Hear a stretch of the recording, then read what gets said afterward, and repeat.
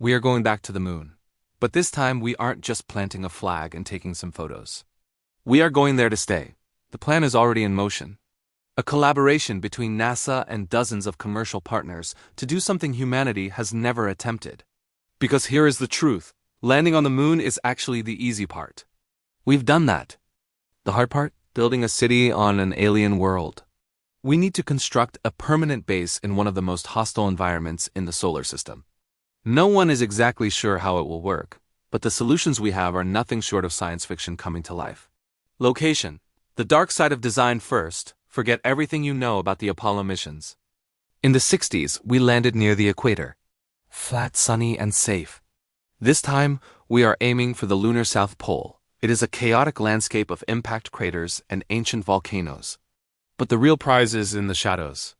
Some of these crater floors haven't seen sunlight in billions of years, and they are hiding massive deposits of water ice.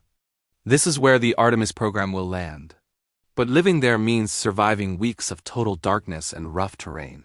To do that, we need infrastructure like we have never seen before. The invisible enemy, moon dust. Before we build a single house, we need roads.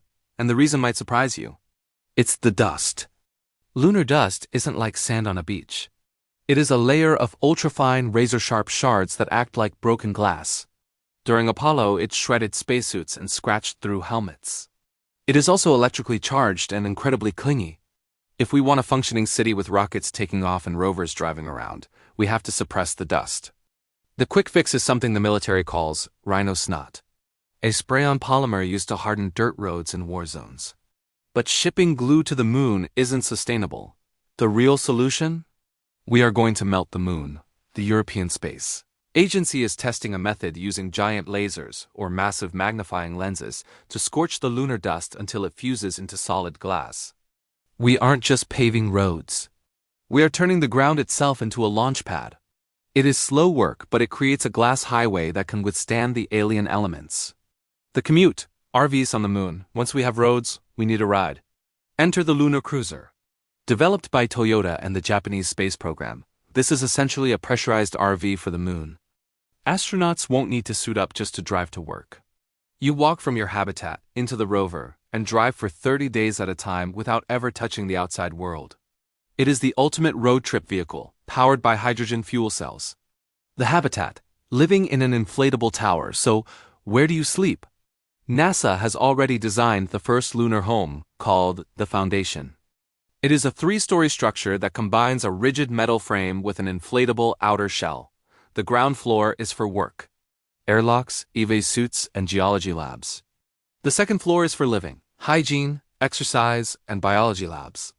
The top floor is for rest. Bedrooms, a kitchen, and a station to monitor human health. It supports 4 people for a month. But that is just a temporary camp. To build a permanent city, we need something stronger. The brick era, we need protection from cosmic radiation and meteorite impacts. And the best way to get it is to go back to the basics of human architecture. We build with bricks. China is currently testing moon bricks on their space station right now.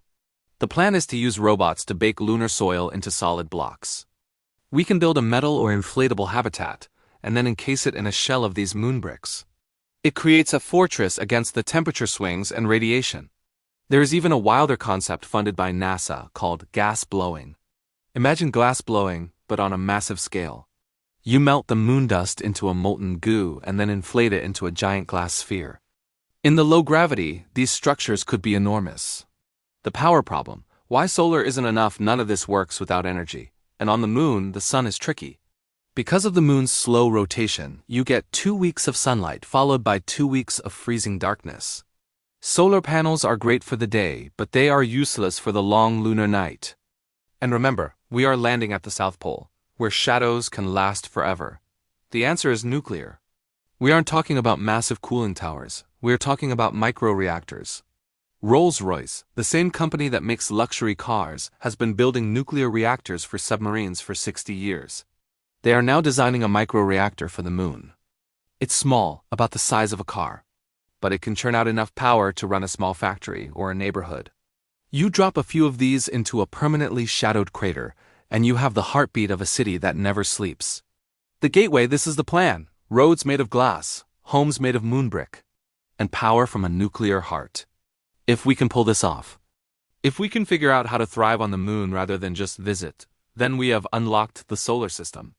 This is the training ground, this is the gateway. And we are just getting started.